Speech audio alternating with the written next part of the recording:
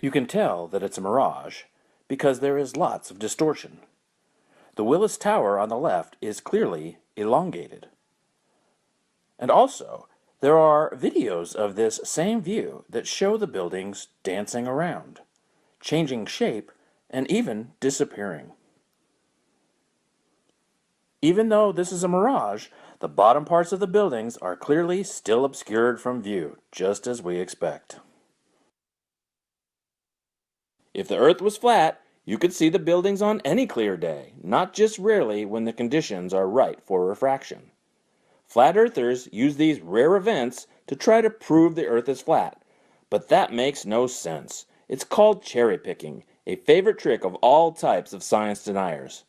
You don't get to pick the anomalies that seem to agree with your views and ignore the common observations that don't, and still call yourself an honest investigator. That is intellectually dishonest. Now let's see who's going to pick and choose what common observations they're going to accept and or ignore. Here's an interesting video I saw online regarding a full day time lapse revealing superior mirages. Now, this is quite extraordinary, actually. This is from skunkbayweather.com, September 7th, 2012. Notice the buildings and the shoreline here over on the left. Keep your eye on that. Just watch that, and the mountain in the background. Everything's pretty cool. You can see pretty much everything there, but as the day progresses, and we are now at 9:30 a.m. and it's 59 degrees, 60 degrees. It's getting warmer. The temperature is changing. We start to see some miraging take place. Right, it starts to distort things a little bit. Ooh, look at that. The water seems like it's getting higher, and we're losing buildings, and we're losing the beach. Here it is now, noon, 63 degrees and climbing. Uh-oh, there it goes. Oh, there it is again. Oh, it's all miraged. Huh, it's all distorted. Sometimes you see it, sometimes you don't. The default is to see it, though. That's the point. The default is minus distorting atmospheric conditions, you would be able to see everything clearly. But due to different temperature variations and density in the atmosphere and whatnot, sometimes you can see the whole shoreline and the buildings, sometimes you can't. But the magic trick is not in being able to see it. It's what is taking place that obscures your ability to do so. Look at this. And the mountains in the background shrink and expand and everything too. I would suggest that you hit pause on this video and rewind and watch that back and forth a few times. In fact, I'll put the link in the show notes below because I sped this up. I made it only 2 minutes long instead of 4 minutes long. So you can watch the whole thing in a little bit slower motion there. But look at the comparison right here, just in these two images right here. The one on the right at 5:44 p.m., 63.5 degrees Fahrenheit. Can't really see anything on the left shoreline there. And on the left at 9:43 a.m., when it was 59.5 degrees Fahrenheit, we can see the shoreline, we can see buildings, trees, all kinds of stuff.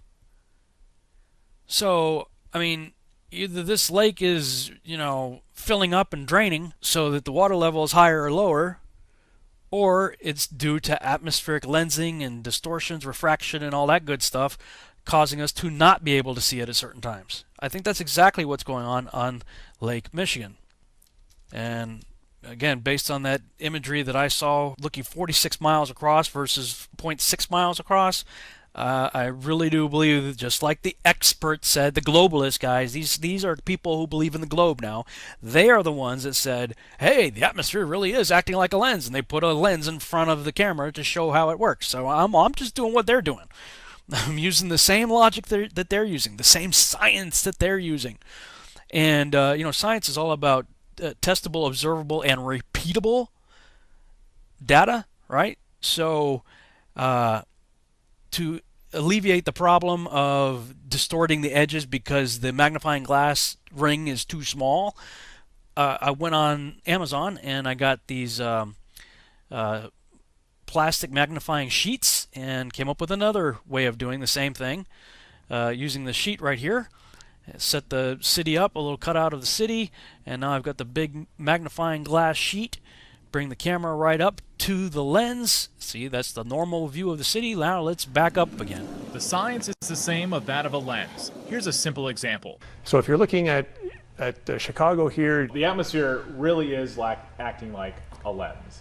yes.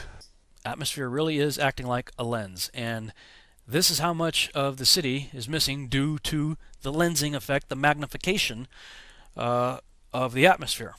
You're missing, you know, a good portion of the city just by pulling my iPhone back on a 3-foot long desk.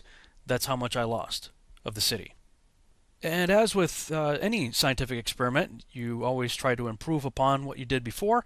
So I got some foam core, made a little housing for the magnifying sheet, and pasted the city on the back there, and I made it as 2 separate pieces so that I could flex it as necessary, because I think that there are different types of atmospheric conditions that would allow for more magnification versus less magnification.